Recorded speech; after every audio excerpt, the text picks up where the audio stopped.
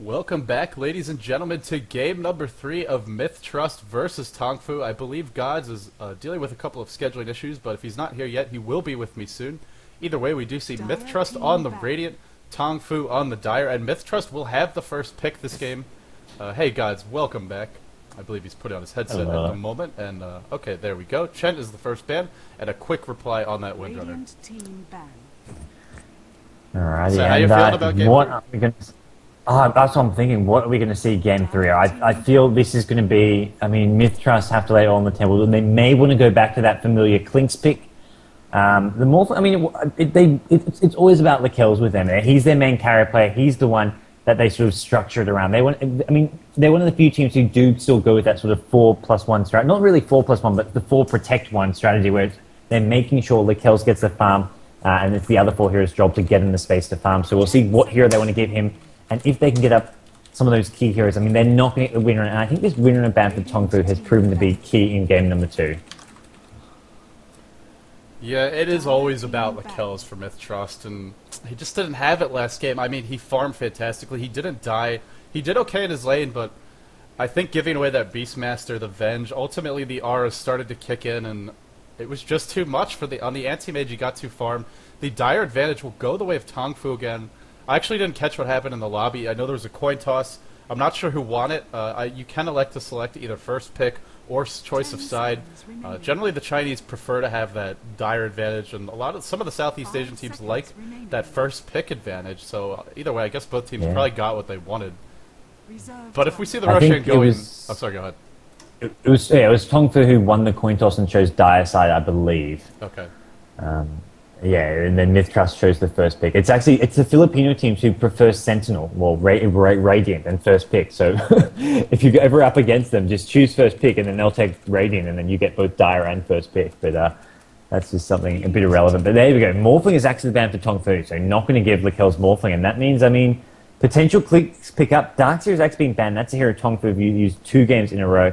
And what are your thoughts? I mean, Prophet's on the pool, but so are many, many heroes here with a couple of these...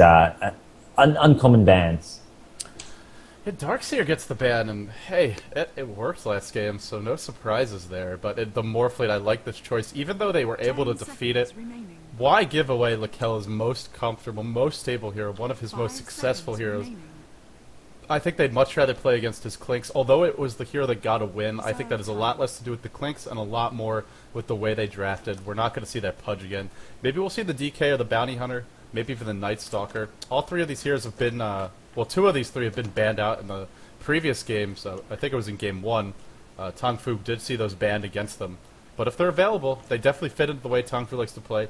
I'm hoping we're going to see a little more of what you called flair. I guess you could also call it panache. Just sort of that aggression, confidence. Prophet actually makes it through. mith-trust is going to take him. There's something a little different for mith-trust, and hey, I think we got ourselves a game now, just because of how good that Prophet is. Oh yeah, and I feel like it's almost something that they just had to pick up here, but it's something that I feel they're not all that comfortable with. It's not a hero they regularly will be picking up. I mean, it's a hero they often ban out maybe, but they're not a team that I can really recall just using that strongly. I'm not sure who they're going to put on it. I'm not even sure whether they'll want to jungle it, play it as a solo. I imagine maybe as a suicide solo here that they don't have the winner, and right off the bat, TongFu, I mean, they're not going to go for anything that to show off their flair. They're going to go with the anti-mage again. They have got the Invoker though, but it's going to be how once again on the anti-mage, as we do see Invoker as the other pickup.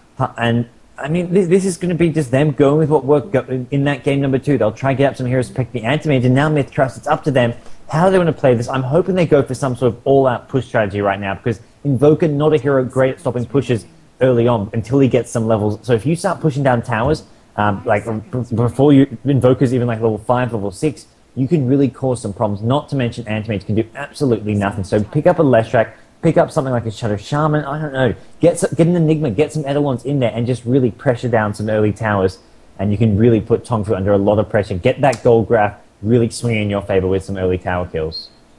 It's a nice idea, but how often have we really seen Myth run a push lineup? I don't know if I've ever seen them do it. It's actually, well, you were right. The one thing about the Clinks, Clinks, dealing with anti-mage. yeah, well, the one thing about the Clinks, I mean, we saw the laning, but Clink's is one of his best features as a carry is his pushing power, his ability to backdoor, his ability to mow down towers with strafe as well as fire arrows. So maybe that is the better choice than the Morphling in this game anyway, because hey, you're not going to beat that anti-mage late, at least not when TongFu plays it so so expertly with that, the careful farm, all the supports getting key items up, the pipe, the mech, the Rs to go along with them. Speaking of those Rs, both are in play here. I think a Beastmaster third pick by TongFu would be a very smart choice, although not a very exciting choice, but there's another exciting hero. Queen of Pain. It's a lot of mobility here for mith-trust. Look at their global gank presence. I call Glinks I call Clinks a global hero because, hey, he actually has the ability to run around with a permanent haster, Queen of Pain with that blink, and of course Prophet with that teleport. I actually have to turn on my in-game sound, so give me 1 second. Yeah, no, I know what you mean. Clinks does have, he's just so mobile that he can have almost global presence in some ways, but I have to agree with you. Beastmaster would be probably the go-to third pick here for TongFu, at least in my mind. We'll see if that is what they want to get, or if they just want to get maybe the Vengeful Spirit instead as a support hero here. But Beastmaster, I mean, if they get the Beastmaster, then their last 2 picks will go to those supports, and I mean, imagine VS will be banned out. Either way, they can get the Beastmaster if they want. The Hawk will help out a lot against the Queen of Pain, but Clink's Prophet, they can both avoid it. I mean, Clink's with the Windwalk, Prophet can, of course, TP around anywhere on the map, so maybe VS will be a slightly more useful pick here, especially with that stronger laning ability. Stronger laning can maybe help use that to sort of shut down Clink's early on, as we're going to see what they want to get to help support this anti-mage and where they want to lane it. I mean, Lich even a possibility if they want to go for that Lich anti-mage dual lane, which has been popular in the past, although as of late has not seen much play. Could there be a more boring pick, though? I mean, this is not TongFu, man. The Queen of Pain, that should be on their side. The Bounty Hunter, okay, that's a little there more. We go. Yeah, there's something. That's right? more TongFu. Sancheng, I reckon Sancheng's gonna be playing that, and probably in that side lane solo, and I'm pretty happy to see that. I think it'll help counter the Clinks. I think they want to pick it up now simply because the game number 1 it was banned out in the 4th and 5th ban spot. I think it was the 5th ban spot by mith-trust. And that's a hero they want to have against this Clinks. You can really keep track of him, and also you just get such great movement speed, so you can actually follow him when he does pop that Windwalk and get that near maximum movement speed. So it's almost, it's a very useful hero to have, and something that these Chinese teams the last week or two have been picking up quite frequently and using very well. Its win rate has been really high, much like the Beastmaster. Yeah, and Bounty Hunter, if we see a Clink soloing, Bounty Hunter can actually lane pretty well against him unless we see Sentry Wards placed down. The Bounty Hunter can actually win that battle because he can windwalk up to the Clinks, and then a simple Janata will just melt the Clinks, take away a lot of his health early on. So we could see that 1v1. I mean, we've seen Bounty Hunter lane against even heroes like Broodmother in the past, who's a lot stronger against Bounty Hunter, and do well. So I like the Bounty Hunter pick. It tells you this might be a more aggressive team. That also suggests we may see an Exhort Invoker, as he will be a little bit more powerful early on. And I would not be surprised at all if this anti-mage is not a Battle Fury anti-mage, but a Vanguard, maybe a Vlad's Rush, something like that, or just a quick Manta style. Now, a lot of that will depend on how the laning stage, how the lanes are set up, how the early game goes. If he has a great start, if they need him to farm, he will. But hopefully, for the viewer's sake out there, it's not just going to be a farm fest. Myth certainly have a lot of aggression. TongFu have their 3 farmers at this point. It's got to be support from here on out. We could maybe see something like a Sand King and a support role, but they definitely need a hard support. Crystal Maiden gets the ban as a result. Leshrac is the reply. And unfortunately, with that Leshrac being banned, there goes probably the best support that was left on the board for Myth, who clearly want to get early towers and early aggression going. And that is the strongest pushing hero in that department. Venomancer's still there. I mean, Venomancer's not a sort of hard pushing hero. I mean, those Plague Wards only do minimal damage. They're just great for scouting and also just sort of pulling away creep waves. You can sort of just skip a creep wave using them. So in some ways it can be very useful. Shadow Demon actually banned by mith-trust, so deciding that they don't want to go for that again against the Anti-Mage. I mean, last game Anti-Mage just... He dealt with the Shadow Demon just by not getting that mana break, and as a result it wasn't the best of counters. And Shadow Demon not all that effective against any of those other dire heroes, so deciding that they don't want TongFu grabbing it, so they're just going to ban it out. As the last ban coming up now for TongFu. I mean, and you can say similarly, I mean, mith-trust, it almost seems as if they have already picked up their 3 core heroes as well. I mean, if Prophet is going to go into that side lane solo role, he could be in the jungle though. So maybe it's just support heroes, 4 support heroes being banned out, so both teams are going to be fairly limited in what they can get. Earthshaker is still in the pool, and I feel that maybe mith-trust will want to pick up that hero. Witch Doctor, Veno, Lich, there's a lot of support heroes left, but it's just not going to be either team's first choice in terms of supports. You said Earthshaker, and how has he slipped through the cracks? I mean, we've either seen him picked up or banned right away, but hey, this is a big deviation in terms of these starting picks, and Profit made it through. Earthshaker is available, and mith-trust, that would fit in fantastically with their lineup. It's actually going to be an Enigma here. More pushing power coming the way. I like this choice. Also gives them frees up a solo lane, and if you look at them, they have 3 heroes that will probably be wanting to solo. We could see Profit in the jungle, but most likely either going to be in the off lane or in the middle lane looking to get some farm on. And with that Enigma, even more minions to support. Maybe something like a Beastmaster would be a decent pick to round this out, although they don't really have a hard support now, so wouldn't be surprised to see one, but I like the way they're going. Some more team fight, some more pushing power. Sand King is the reply. Triple melee here for TongFu. Not very strong lane control. This is a greedy lineup, to say the least, and we'll have to see if they can hold onto those early towers. Towers just got a lot harder to hold. Shadow Shaman is the final pick. Oh, I mean, Shadow Shaman can even be played as a support as long as he gets okay levels. I mean, with Profit in the jungle and running a dual lane, maybe with the Shadow Shaman, or even Enigma in the jungle. And it looks like Shadow Shaman will be the main support, maybe for Clinks at the bottom lane, depending on how they want to do this. I mean, mith-trust have some awkward laning, but at the same time, they've got 5 ranged heroes. They're up against, what, 3 melee. They're not going to get outlaned, regardless of what they do. So they can run Shadow Shaman with a Clinks at bottom lane. Shadow Shaman can just leech XP, get close to that level 6, harass a bit, and should have a fairly good time. And Lion, there's your support hero. And I don't know if that's the best option to have against what looks to be a fairly heavy push coming from mith-trust. Yeah, I mean, not the best is... To me, that's a very gentle way of putting it, because, listen, the Lion is great lockdown if he can get the levels and farm, great initiation, but this is a hard support line, there's no doubt about that, and a hard support line against heavy push, against strong gankers. Didn't we cast, it was just yesterday, we cast a line into boots, it's like 12 minutes, against a very similar lineup to what mith-trust saw. We may see a reprisal of that. Now, of course, he does have a bounty hunter on his team, that's a little bit of extra gold. They don't have any push. Last game I said TongFu got outpicked, and then they won. I still think they got outpicked that game, and they just played better. But either way, this is a very, very greedy lineup. Both of these supports need levels, need farm, are not strong at lane control. The only strong lane controller they have is Invoker. I think Bounty Hunter can handle Clinks 101. He could do okay against the Prophet, but there's no clear wand lanes for TongFu, except maybe that Invoker's lane. So TongFu is really going to have to outplay mith-trust here in the early game in order to hold on to those towers.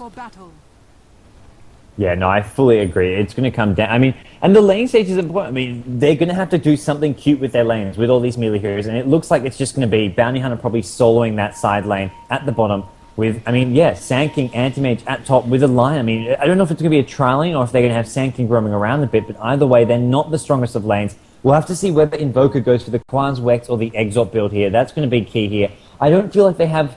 I mean, they've got the Sand King Lion combo with a couple of stuns there, but if that's going to be enough to actually get kills instead of a stun strike, I don't know, because both those stuns, I mean, Sand King, pretty short range, Lion, pretty short stun duration. Yeah, it's a very short stun duration. Unlike a lot of other sort of AoE stuns, the duration scales heavily, whereas if you look at Sand King, it is the same duration at all level, a full 2 seconds. And also Lion stun, it has a very long travel time for a line stun. It takes a while to get there. The Burrow Strike is a lot quicker, but again, the low range. So Hex is the reliable initiation. But hey, a level 1 Hex, even if he's even able to get it in a timely fashion, it's not the most reliable spell. It's also very expensive. Line spells are both very mana heavy, so I guess we're gonna have to see someone rush mana boots on this team. Everyone needs that mana. If you look at the Radiant squad, I just feel like there's so many more ways they can win this game. The Quap or the Clinks could get farmed and sort of go on a killing spree. They could get some early towers with the Enigma, the Prophet, as well as the Shadow Shaman. They could go gank heavy. It looks like it will be a support Shadow Shaman. So that answers a few questions. Maybe they have a good team fight with a Black Hole plus that Sonic Wave. Yeah. Whereas if you look at TongFu, how many ways can they really win this game? It's basically everyone has to get farmed. Oh, absolutely. They do have some early game is... Yeah, but their early game not. Yeah, they've got some gank, and they can always just start trading kills with the Bounty Hunter track come sort of mid to late game. They don't have to always choose the best fights, as long as they get a kill here or there. And with, with the Sand King Suns followed up by some Invoker nukes, I mean, maybe they can do that, but either way, they are just going to get... They're going to struggle. They're going to get sort of outclassed. Not so much... Or, sorry, outclassed the wrong way. They're going to get just outmaneuvered by these mith-trust heroes. Although in the lane stage with Enigma in the jungle, these lanes aren't the strongest.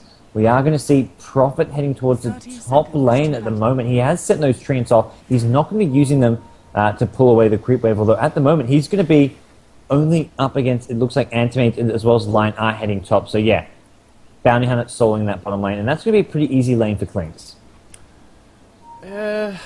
I'm not so sure about that. Disagree? In the safe lane though, like Clinks has his tower. I mean, it's hard for Bounty Hunter to get up in close for a Janata when it's by Clinks' tower. It'll depend on where the wave momentum moves, I guess. Okay, here's what I want to say about Bounty Hunter is I think he's very underappreciated for his ability to offlane, and the Chinese do like to do this. I believe it was eHome who's run this a couple of times, and like I said, I've seen a Clinks, or excuse me, a Bounty Hunter beat a Clinks. Now you're right, under tower, Clinks will be absolutely fine. He is the better harassing hero in terms of just pure right-clicking and sort of, you know, like the day-to-day in the lane, you know, the physical attack harassment, but where Bounty Hunter can really be a nuisance is the fact that he can windwalk up to Clinks. He doesn't have to take harassment while he's doing so, and then he hits very hard, and Clinks is squishy, but for the early levels, Bounty Hunter is going to have a tough time, and with that advantage, Clinks could snowball.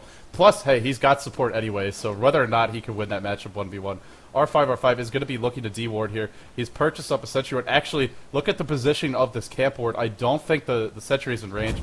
R5 may be forced to drop a second one. That is an expensive investment to D-ward the camp. Yeah, and he wants to also save this sentry ward just for this bottom lane. I feel like at this point you've just said, okay, mess up that sentry ward, let's use it bottom. He's going to go in. I don't think they have enough damage to get this kill. It's just going to be some hard harass coming out. Going to get a few more right clicks off. He does get out of range of the sentry ward. Not going to get this kill, but that sentry ward will stay there for a while. Will prevent this Bounty Hunter from just coming back in and leeching XP and getting a last hit hero there. So either way, I feel like, yeah, he didn't get the D ward, but having it at bottom lane to help out this Clinks with the harassment Bounty Hunter is going to be a lot better off. Although it is fairly high up on the lane, he's not going to be able to use it near that where the creep wave Equine is currently sitting. Yeah, you are crackling a little bit, so let me call you back.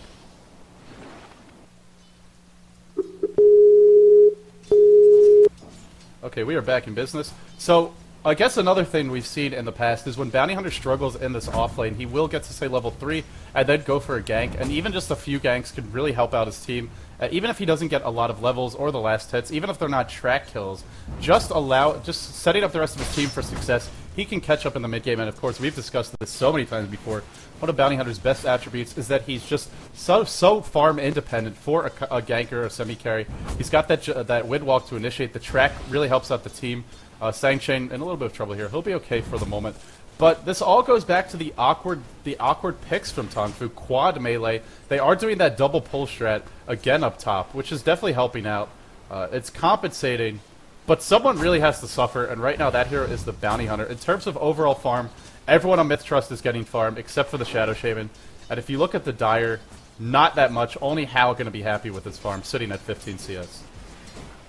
Yeah, and with all this double pulling going on at this top lane, it means Prophet, I mean, up against practically a Trylon. This is a Trylon anti-mage, but Prophet, hey, level 3, hasn't really missed many creep XP, has got a couple last hits here or there, will be able to get the point in Sprout, can go off ganking, can look for a TP gank on mid, could actually snipe this Courier. The Courier just brings out some items for this Invoker, because if you wanted to go for a bit of a risky move there, could have passed on word from the Queen of Pain to go gank that Courier, but not going to happen anyway. And here we go, bottom lane, Prophet comes in, they're going for a kill, actually they're not going for a kill, they're just going for the tower here, they get the treants, with Bounty Hunter being in, there's no dust or sentries, but this is similar to what you see some of the European teams do when they get this Prophet. As soon as you get the level 2 treants, you TP down to your Trylon and just send 4 heroes at a tower. And they've got Eidolons, they've got the Searing Arrows, which do a lot of damage as well, and with level 2 treants, this is going to be 2 towers going very quickly to mith-trust, unless heroes swing bottom, which I don't think we're going to be seeing. No, this push is not stopping. Who is going to stop the push on the Dire? Lion can't stop the push. He's got a level 1 Impale, no damage, not a significant stun. If he walks up to the creep wave, he's just going to die tanking those. The Reign of Basilius, actually, do they have one? Do they have one on the clicks? I can't click on them. Okay, they do. Prophet, oh, okay, I was about to say Prophet, I know how to Ring of Protection, but hasn't actually got it yet. So Clinks it's just, does have that. They can't do anything about this, and as soon as this tower goes down, they can transition mid, in my opinion, go for some more towers. Now, of course, Anti-Mage is getting farmed during this time, but he takes a while to get going, and Clicks can get going a lot sooner. Last hitting the tower is Lakel's 1,200 gold in the bank for him already. He's almost got that first Oblivion staff if he wants to rush it. And there's not going to be a response right away for the Dire. They're looking to push top. No Reign of Basilius up. They have a bit of a wave here. But now with these 2 towers down, that is so much space for Lakelz to farm, and whenever Lakelz gets that early space, he seems to have a better time. Prophet faking the TP in, actual TP coming in from Shadow Shaman, but he Prophet not communicating with them, and this is going to be a big feed. They should not be giving away that first blood. Linu might die as well, and that was a huge miscommunication. I don't know if someone is lagging. Whatever it was, that was a big mistake. Yeah, bit of an interesting TP there. It was never going to go well, even if they had a couple TPing at the same time. Shadow Shaman is just so switchy. They can just instantly take her out before the next TP does come in because of the TP delay. And that was not a hero you want. I saw a TP going in and I was like, okay, it must be someone who actually has some survivability, whether it's a Queen of Pain or a Clink, someone who can just get away. But no, just getting absolutely KO'd there.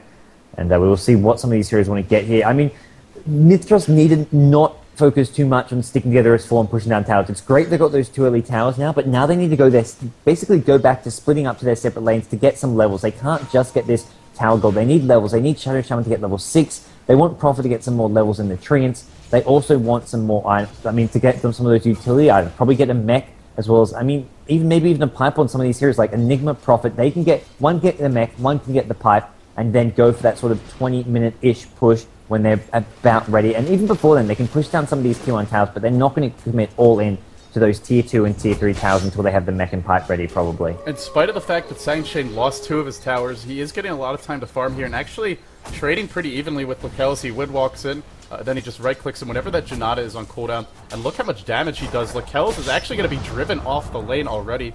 And because Sangshan is so close to his own tower, he really doesn't have to worry about getting ganked. This is one of the downsides to losing those, or getting those 2 early towers is, you know, if the lane is pushed like this, then it creates some room for the bounty hunter to farm. mith-trust, I think you're right. They seem a bit overcommitted to pushing. And those core items, those core levels, so important to actually making the push successful. TongFu has gotten a few levels thanks to that first blood. Sentry Ward is dropped. Kabu, nice net. They are getting a kill, and with that kill, maybe they will be able to do the push here.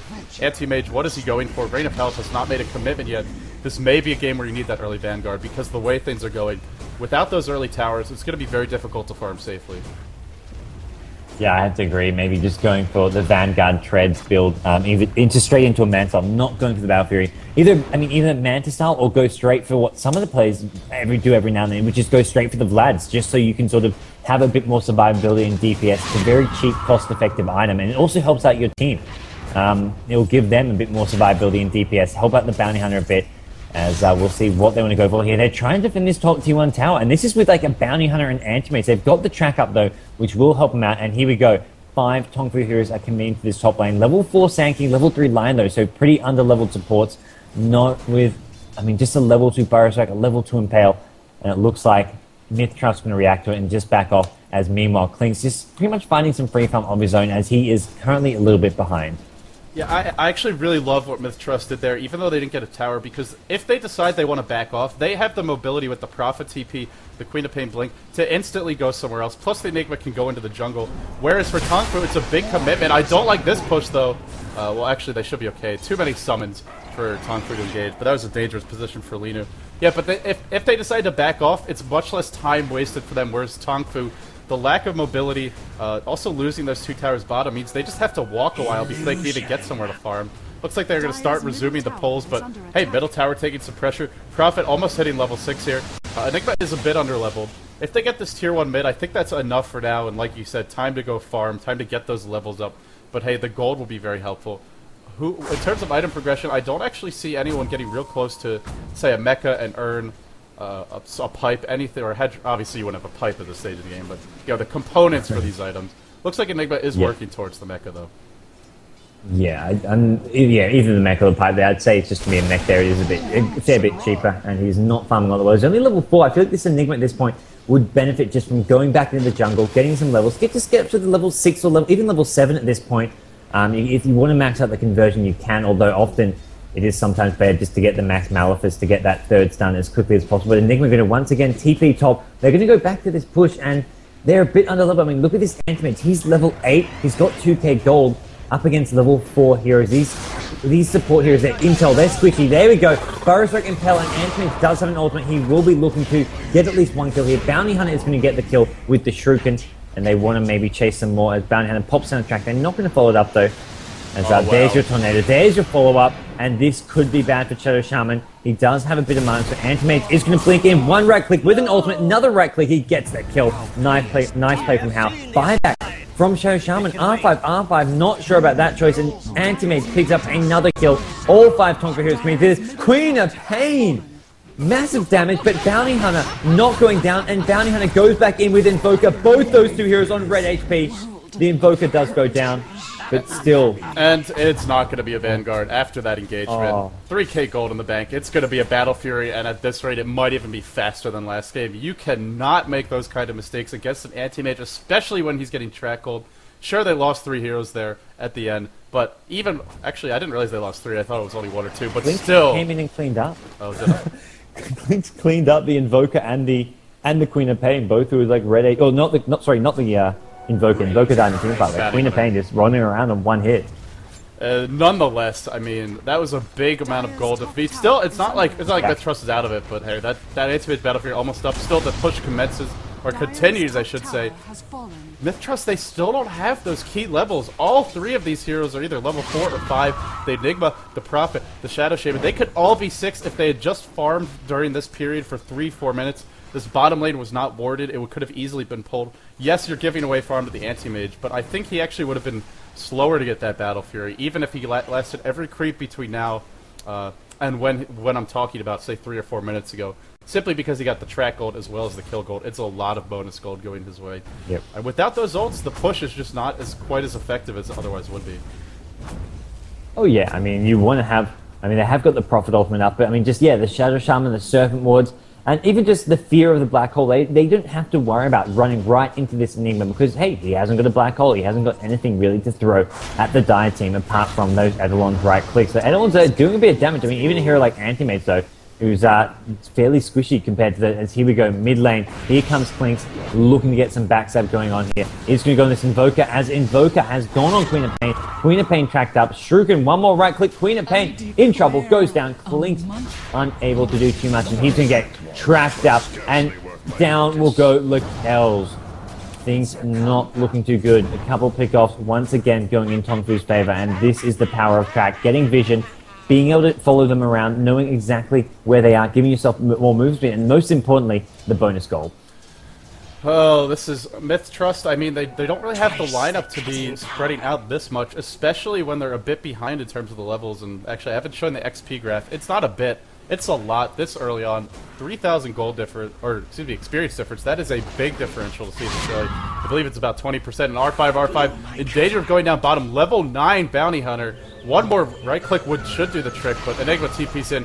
There's your mecha picked up. And with that mecha, maybe we'll see them group up, but I'm not sure they can push anymore. I feel like they had that window, that opportunity, as long as they didn't get behind, but they got behind, and now Invoker, level 10. He's got the phase boots, he's got the bracer. Most importantly, that tornado is getting leveled up. The EMP will be heading for more mana, and there's no mana boots right now on the Radiant squad. They do have a Soul Ring.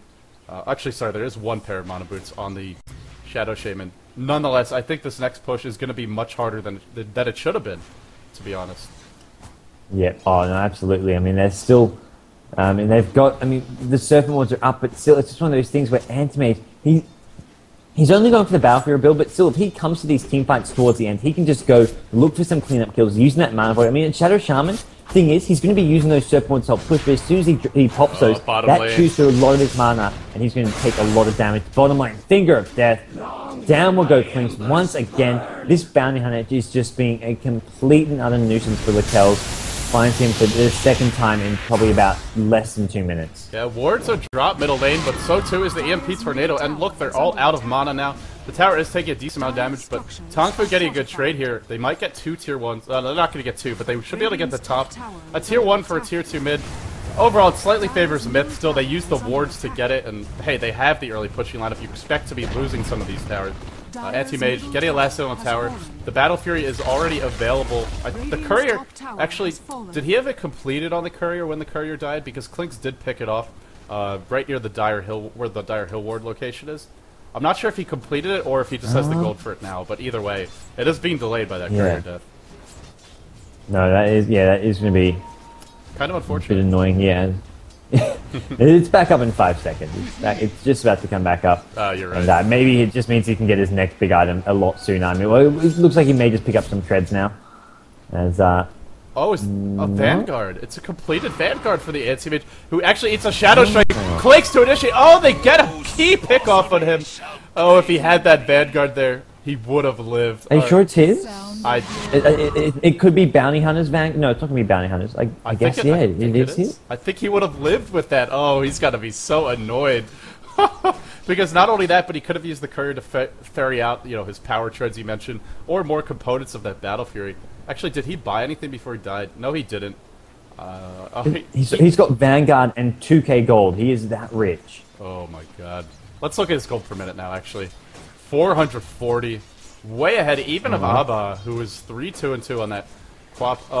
Looks like Leno in some trouble. They can't keep on giving away these kills. Epicenter, as well as a stun by the Lion, and down he goes. Another track kill going the way of TongFu. Yeah, and this time they're going to try poke away at this tier 1 bottom tower. Might not commit to this. They do need to take out another creep wave, as meanwhile their top tier 2 tower is being traded for. Not a good trade, tier 2 for a tier 1. Surfing what's being dropped, but at this point, I mean, this top tier 2 tower is already lost, so I think TongFu just can commit. Try and trade it for this tier 1 bottom tower. Not the best of trades, but I mean, considering this all things considered, it was the only trade they could really make.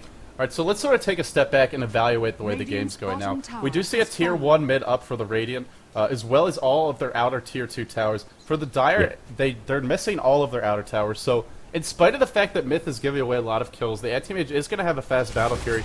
Myth has managed to secure themselves a 4-tower advantage at this stage of the game. That's something to be pretty pleased about. I mean, for a pushing lineup to get down 6 outer towers, 16 minutes into the game, that's not bad. Sure, they've given away kills, but it's not like they're in a horrible position now. I think the key for them is maybe to just get a little bit more farm up, work towards that pipe in particular, because you are up against the Sand King, as well as an Invoker, a lot of magical damage, and key, most importantly, not give away kills like Lino seems a purge. Oh, the Burrow Strike not going to hit. I was about to say poised to do there. But TP out from Kabu is barely going to get away. Speaking of almost giving away kills. Yeah, but if they could just get up those next few core items, like the Orchid on the Clinks would be another example, and then maybe just look to go for a push based off of those. You can drop the wards, use the Treants and the summons to do a lot of damage to the tower. Clinks could be firing away. You don't really have to commit to the push too much, but you can siege it out. Maybe it even takes you 2 goes to bring down the tower and the melee racks. I think Myth could do this, but if they slip up, if they make those mistakes in execution, then that's where you're going to see TongFu spiral out of control. Yeah, I totally agree, and I mean, they've just got great potential to pick off heroes with the Bounty Hunter, and not to mention, I mean, Antimage can blink in, they've got the Tornado EMP from Invoker. It's going to be really hard to push into this Invoker, even if they get up, I mean, the mech, the pipes, and Arcane Boots. I mean, they haven't actually got that many Arcane Boots as far as I could tell not long ago. It doesn't look like they have no one with Arcane Boots up against an EMP Invoker, and that's going to hurt. It is going to hurt. And speaking of that Invoker, he has a 4 staffs, more mobility going his way, and he's already running close to max move speed, matching that Clinks. Bounty Hunter Invis looking for a gank here, running into a Sentry Ward. Does Lino not see this? I don't think he had his camera position there. Actually, they have spotted him. Sprout to start. There is no Orchid up though. Sangshine with the TP out. I believe he will get away. Nice map awareness. A little bit of luck that there was no disables available. Smoke Gank going to start on the middle lane. They go for Kabu right as the Tornado hits Queen of Pain, who's not available to join the fight. And this is going to... In comes the Finger of Death. TNK is going to eat Epicenter. Gets hexed up. Myth getting picked off. 1 by 1. Black Hole, but immediately canceled. Oh, that was not a good decision. And again, kills being fed to the team that really desperately needs those kills. Anti-Mage not forced to join his team. Farming away top. Clake's even going to come in. Might get the kill here, but at what cost? Looks like Queen of Pain has the ult. Why is she not dropping it? Necrobook is popped. Holding onto the ult for so long. Finally, it is dropped. He gets the 1 kill, the EMP will hit. Forced to blink away, in comes the Anti-Mage, he's got the ultimate. No. Oh, Queen of Pain. Oh, boy. And track gold. And another track being dropped on the Shadow Shaman. This is just constant vision, constant control coming out from TongFu. It's controlled aggression. They're not just sort of running in mindlessly and recklessly. They're going after kill, but doing so that they don't overextend as much as possible. And that was just a very well orchestrated team fight. In spite of being up by 4 towers right now, look at the gold graph. Myth is losing. Don't be fooled by this gold graph. It's not just the late game. It's also the fact that they need the levels, they need the kills. The farm is nice, but hey, Lion has that level It's good. Level 2 Hex, he's got that level 4 stun up. Sand King, it looks like he's getting close to those arcane boots. He's got the level 4 Burrow Strike, as well as the Epicenter. These two were playing in a tri-lane, and they are actually out-leveling a Shadow Shaman who was in a dual lane, an Enigma who is jungling. That should not happen. That just shouldn't happen. And you got to credit TongFu. They're playing better. I have to agree, and I mean, TongFu are playing better, but I'd say Myth, a lot of their flaws, it's not something to do with TongFu outplaying them. It has to do with their own strategy. They got under level because they overemphasized pushing. They went to get those 4 heroes bottom. They're getting those 2 towers as 4 heroes bottom. That is great. That is a perfect plan in mind. Once they need to follow that up by going back to a laning setup, going back to the sort of 2-1-1 with a hero in jungle. Enigma, I mean, was level 4 for absolutely ages. And as a result, they're finding themselves ridiculously under-leveled. The XP difference is about, what is this, 8k XP in the Dire Team TongFu's favor. So while mith-trust have a slight gold lead, the XP lead is much bigger in terms of difference, and it is in TongFu's favor there. Is Myth going to fall into the same trap again? They only have 3 here. Okay, Prophet joins the fight. Still, they're fighting without Lakel, who I believe has finally completed that Orchid. Indeed, he has. Under attack. Are they really going to go for high ground without Lakel's here? I think this is a horrible mistake if they do. R5, looking to place a ward here up on the high ground. Actually, Kabu is going to spot him. He's going to be... Oh, Tornado hitting on 2. EMP to follow. Forces the wards to be dropped. Burrow Strike through onto the Prophet. The Sandstorm to follow immediately. The Necrobook is popped. Hex onto Kabu. If they get this pick off, that would be big, although he does a buyback. While this is happening, it looks like some action on the high ground. Kabu is going to go down anti-mage with Battle Fury, pushing out the top lane. He joins the fight. Clink's going onto the tower. In spite of all their blunders, will mith-trust be able to get a base tower here? With the wards, the Necrobook, they are doing a lot of damage. I think this is time to back off, reset, get another set of creeps up. Don't overcommit to this push. Just slowly and surely siege it out. Let that Clink's get his strafe back up. Tornado on 4. EMP as well. Oh, boy. That may be time to end the push. And How is going in. He doesn't even need to Mana Burn. He can just pop that ult on the Prophet right now. Deputy Blast slashing through onto the Shadow Shaman. The ult coming through. Anti-Mage gets another kill. He is silenced, but it's really not enough. TP out attempt from Prophet. Nice job. The Shuriken canceling it. He will TP out again. Cold Snap to follow. Prophet is dead. It is looking to be a total rout here on the side of mith-trust as the Bounty Hunter. The track does end just in time. Actually, Anti-Mage may have overextended. Malefice, one more proc to go. The silence there. Down the Anti-Mage will go. Still a good trade for TongFu. They defend. They lose some tower HP, but a lot of ults used there. And they get the track gold. They're happy to trade kills. I mean, they lose the Anti-Mage, but Anti-Mage at this point, he's got his Vanguard Battle Fury. He's sitting on 2.1k gold. Goodness. This is Tread's Vanguard Battle Fury and a Yasha probably. Or maybe an Ultimate Orb if you want to get that first. Could just go straight for a BKB of his own if you want pure survivability. And they're getting kill after kill. It's just one by one. They're getting track gold and just absolutely causing problem after problem for mith-trust. Mith-trust clinks up to 700, 800 gold now. Probably wants to get a BKB at this point, but even then I feel it is just a bit too little, a bit too late, as it is looking to be TongFu, to be in complete control of this game, getting a massive item advantage. We're going to have a BKB coming up in this Bounty Hunter soon, and just all their heroes overall just leading very, very convincingly. As bottom lane, they found the Bounty Hunter. The silence is there. Prophet Sprout, he's going to go down. Nice gank coming from Clinks and Prophet. The Sprout with the silence coming out. They do get that fairly straightforward kill. Oh, EMP Tornado on the middle lane. Just a little bit of harassment, actually. Not going to amount to anything. To go back to what you're saying, yeah, it's... Although Myth is not out of this, they do have that push we saw when they dropped the wards. And the Necrobook, they were able to bring the tower down pretty far. But I still feel, even if they can get that first Rex, it's not nearly enough. They have to get at least 2 lanes of Rex. And that second lane is going to be such a tall order because we saw just how easy it is if TongFu gets a slight advantage, if the ults are down, if they can't fight next to the wards, if the Necrobook dies, if they don't have every little thing set up perfectly for them, TongFu can quickly punish that overextension. You've got the Invoker with his chasing power, the Bounty Hunter with his, a Blink Dagger now on the Sand King, so even more chasing power, plus of course the Anti-Mage with that Blink, with that Yasha. They can snowball any sort of disadvantage into a couple of kills, if not a team wipe. And hey, Anti-Mage also going to be pushing out aggressively in the top lane, so they may not be getting a free Rax here. They may be trading for that Rax. Also, the wards are getting mowed down pretty quickly. Anti-Mage does TP back.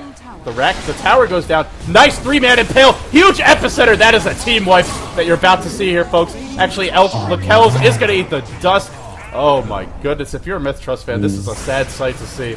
And that is the last hero going knocking it away. And this is his mith-trust desperation mode. They're just going all in for a Rax at this point. With a tier 3 tower down, they think, okay, we've got to get this Rax. Our lineup has an expiration date, and it is approaching rapidly. They've left the milk out of the fridge, and they are just trying to make something happen as soon as possible with it. And I mean, it's just not working. I mean, TongFu are ready for it. They just have too much AoE damage. The Sanking Epicenter just tore through them, and it is just going to be kill after kill, track gold after track gold. Bounty Hunter now has a BKB gold, and with BKB, it is going to be so easy for TongFu to teamfight now. Bounty Hunter can just run in, pop that, and focus down someone like the Shadow Shaman. Well, first of all, I have to say, I love that milk out of the fridge one. I'm going to have to reuse that picture. You're really outdoing yourself today, gods. But I want to go back to something that you said in the pregame, and you've said in the past where we've discussed this about mith-trust. They're not comfortable with that Prophet, and I think it goes deeper than the Prophet. They're not comfortable with a lot of these heroes and the general playstyle that comes along with playing them. You compared the early game to a European team, and that is what you see out of the European teams. They go for those 2 early towers in that suicide lane for the enemy team because there's just nothing that hero, the Bounty Hunter, can do to defend it. Even if it's an Enigma, a Darkseer, heroes like that, you often still see the 2 towers die early. Let's say it's Navi running that lineup. Or, you know, a team like MCW, we've seen a lot of teams do that sort of strategy. But the next step is the key part, and this is what you find out when you practice those lineups. You can't just push all the way. You can't end the game that early. You have to go get some farm up, get those next items up, drums, mechanism, pipe, all the Vlads you mentioned as well, Necrobook even. All these items so key, as well as the levels, the Shadow Shaman, the ult was delayed for so long, and I think it's the discomfort of mith-trust with this playstyle completely showing here. TongFu is doing, and this is really where TongFu shines. They have more ways to win a game. They can go with that anti-mage hard carry. They can go with the hard aggression.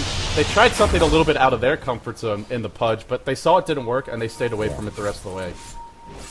Oh, and this is looking like a true TongFu performance. I mean, they're losing towers. They're behind on gold, but I mean, they played this well. That was the nature of the mith-trust lineup. They were always going to lose those towers. They were always going to have an initial gold deficit, but they just brought it back with their superior team fight. And they didn't just sit back and sort of try to turtle in their base. They initiated in. They went for the kills, and they're finding themselves in a strong position here, despite having a bare Rax at this mid lane. They've just got such a big item advantage now, as Bounty Hunter will finish off that BKB finally, and just all in all, a big item lead. There's a lot of farm. Some heroes, heroes like Lion, I mean, level 11 on Lion at just 26 minutes in as a support hero with a couple braces. He's sitting on 1,500 gold as well. Invoker, 2,800 gold. This is just really hard for mith-trust to do anything at all, as they are just trying to get some of those items up, get up a couple more of those Necrobook levels just so they can get that push just getting stronger and stronger. But I don't even with those Necrobooks, they just can't do all that much. Let us reiterate, this was a tri-lane Lion, this was a tri-lane Sand King. Look at the items, and it's not tower gold, although they do have a couple towers. It is the track gold, and it's the fact that they haven't died. Oh, and we're going to see Enigma getting caught out there, and down goes TNK. Too much burst damage. It's too easy for TongFu to get the pickoffs. It's too hard for mith-trust to do so. It was the other way around early game, but now with the gold and item advantage so heavily in TongFu's favor, they're going to be able to transition right in the Roshan pit. Aegis will go on to the anti-mage. With that Aegis, I could see TongFu easily going for the high ground here, at least knocking down these outer tier 2 towers. Yeah. They could also choose to farm, and hey, they'll definitely win late game if they want to play it that way. This is for the international 2 qualifiers. A lot of money, a lot of prestige on the line, and you know, if you're TongFu, you probably elect to play it safe, but if they want to be aggressive, I think that's a reasonably safe bet as well.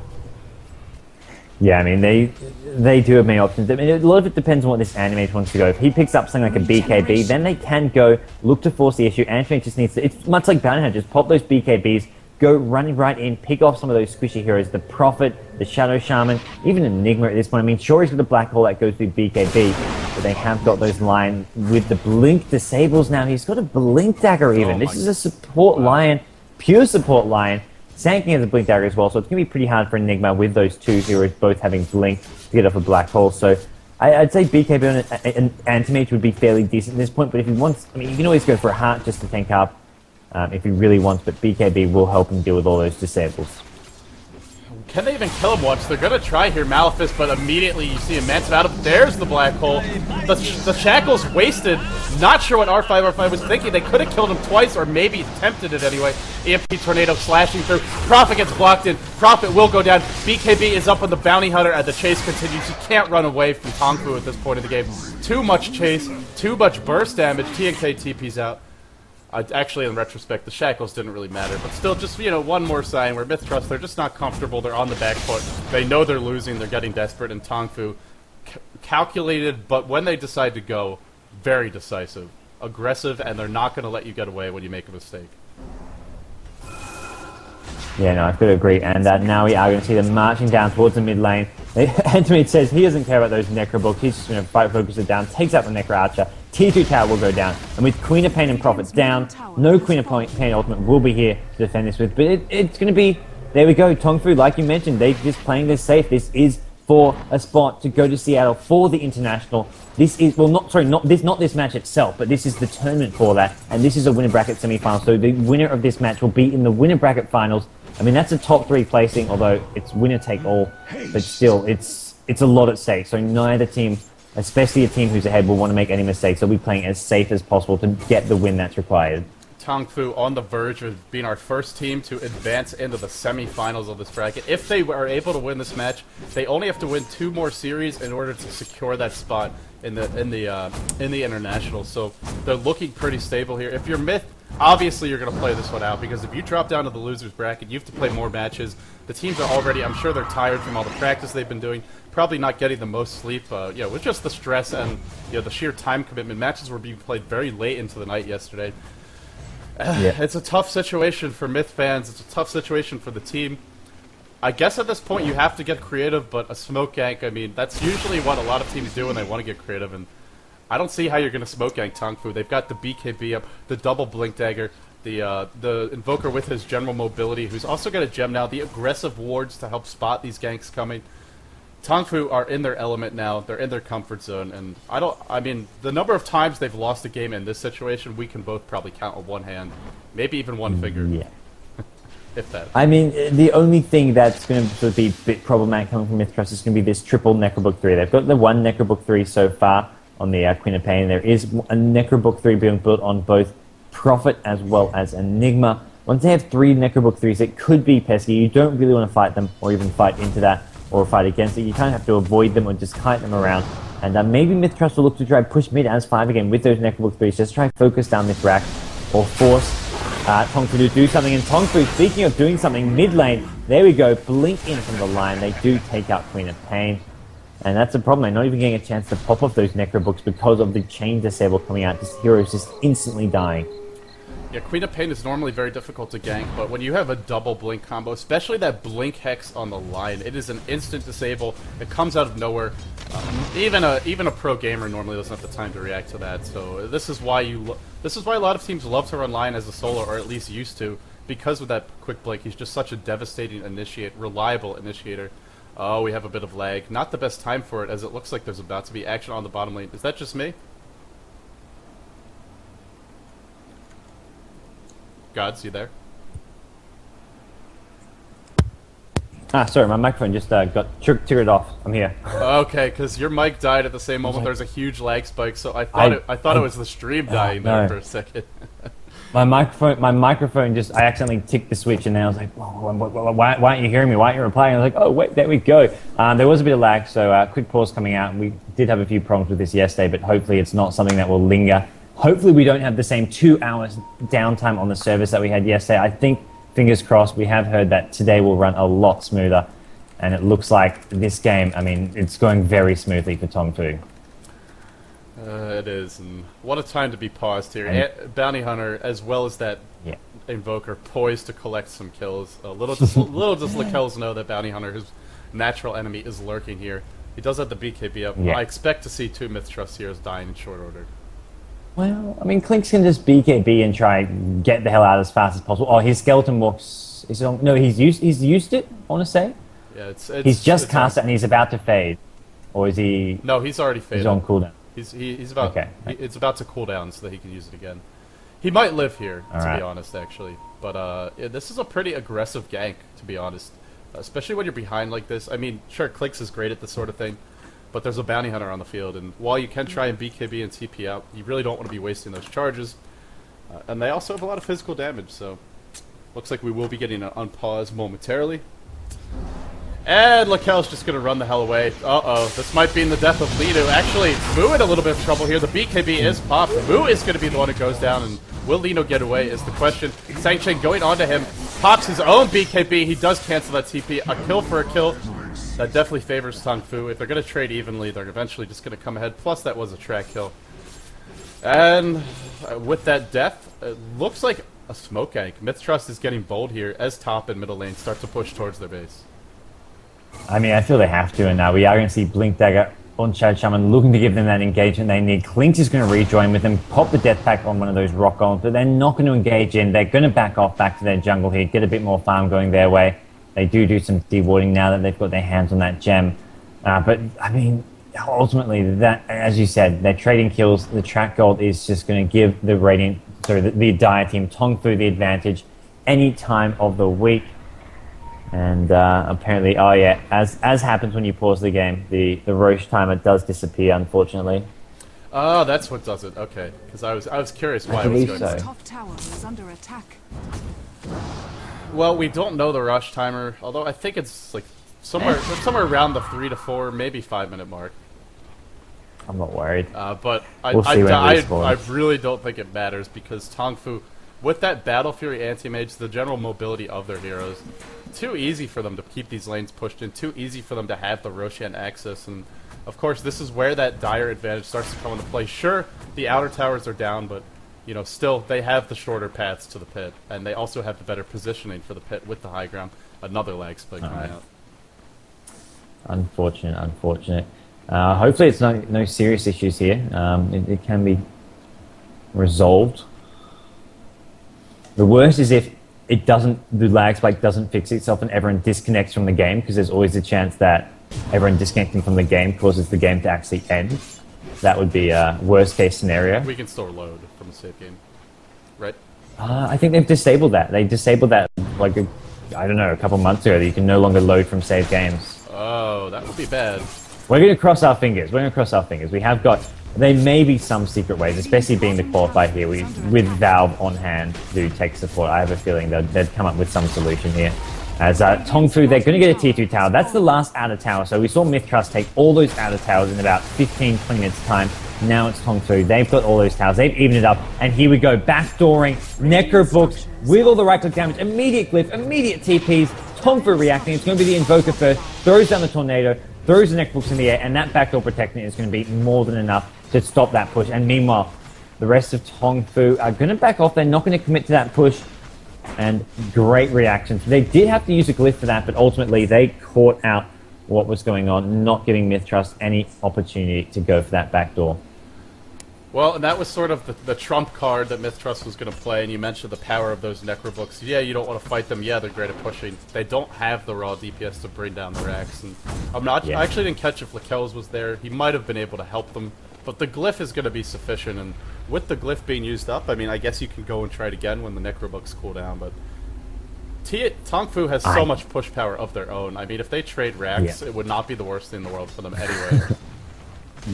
Exactly. I mean, if they trade racks, ideally they don't trade racks, but if they trade racks, they're still ahead convincingly. And I mean, even there, it was just the Invoker who TP'd back and prevented that push on his own. It's not like they need all 5 heroes to suddenly just mass TP back. They can have 4 heroes continuing to push, have 1 TP back to deal with whatever aggression is coming. And Klinks does have this gem, so we'll see if he can use that to their advantage, as Bounty Hunter is being a bit pesky. Both teams with a gem of their own, and it is TongFu at top lane, just playing it slow and steady still, making sure they can secure this victory as Anti-Mage with this hard up. 5k gold on top of that is just absolutely out of control. May just pick up something like a Butterfly now at this point. Yeah, with the Butterfly, he will be unkillable. Maybe if they hit him in a black hole, then the Orchid is applied, and then they chain up all the other disables, maybe they can bring him down. Maybe. But that's only once, and he'll probably have Aegis by the time that happens. All 3 Necrobooks have to use their mana drains as well, so we can't use Blink because there won't be enough damage to kill him, but they'll have to right-click him down at the end. Something like that. And here we go. They get the track off on the Klink. Klink's BKB as well as insane movement speed. He is pretty much at max movement speed, sitting on 518. I think that's just 4 short of max movement speed. And we will see TongFu looking to commit to this push, and there's no counter push coming this time from mith-trust, so we're going to see either an engagement here or a Rax dropping to mith-trust here, unless TongFu want to back off. Yeah, and here comes Hao onto the high ground, leading the way. Anti-Mage can tank for his team, pops the Manta right away, and look at those illusions, driving TNK. He's going to have to go maybe back to the fountain to get some mana up. Burrow Strike through on the Necrobook. One Necrobook is down. I'm not sure if any others got popped. Triad's being summoned. They are trying to stall out this push. Well, the Manta on the anti-mage was used, but he's got 6k gold. I almost feel that just buying something here is better than saving for buyback, just because it will make him impossible to kill. But hey, he's going to hold on to the gold. Buyback is the safer way to go for it. Alacrity on the anti-mage. Look how hard he said. Ice Wall used just to discourage any sort of engagement from Myth. Oh, as I click on the mini-map at the wrong spot. Yep, just the tower getting sieged out here, and nice job with the Manta style. As well, down goes the tower. Will they back off now? Hal thinking about going in. In fact, it's the Shadow Shaman who's initiating, or got initiated on. The BKBs get popped. Down goes the Queen of Pain as well, and retreating out is Clinks, who already used his own BKB. In fact, I think everyone has used the BKB at this point. Yeah. 2 heroes dead. No buyback on the Queen of Pain. No buyback on the Shadow Shaman. Unfortunately, mith-trust will be knocked down. In terms of at least 1 rank here, maybe more. There is still a black hole to work with, but he's going to have to go back to the base. I think this is going to be 2 sets of racks. Prophet is looking at the back door here while this is all happening. Well, not back door, but push in the bottom lane. I don't think he's got enough damage. Oh, the creep wave is there. I mean, the problem... I mean, Clinks did some serious damage there. I mean, he got both Line and Sanking down to red HP. He chipped away at the...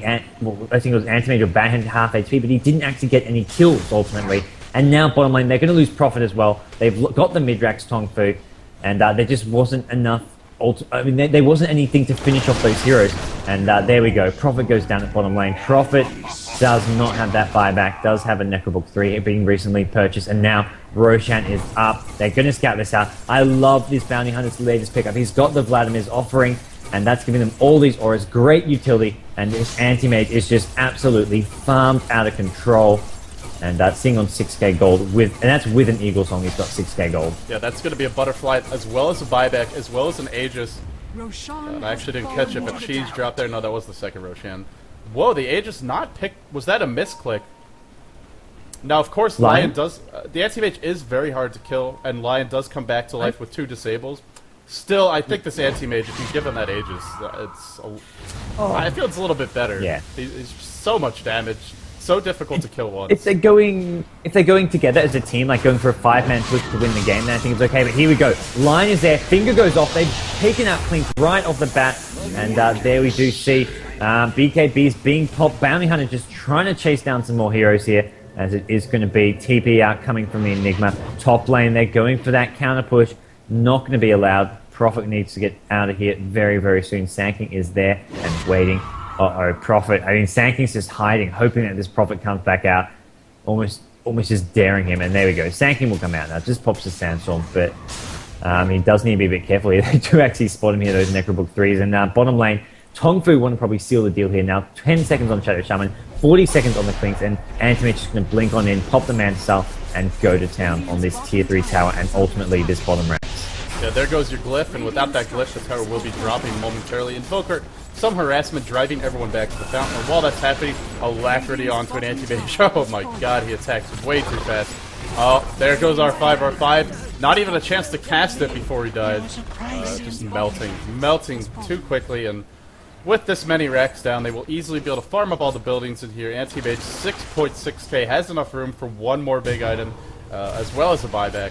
Well, at least the big component of a big item, and still buyback, but he's not even going to need it. Alacrity onto him. Final set of racks will drop, and mith-trust is going to go out basically with a whimper here, and not a bang, as TNK eats the epicenter down he goes.